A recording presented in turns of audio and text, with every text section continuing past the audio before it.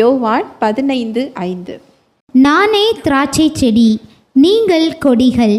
ஒருவன் என்னிலும் நான் அவனிலும் நிலைத்திருந்தால் அவன் மிகுந்த கனிகளை கொடுப்பான்.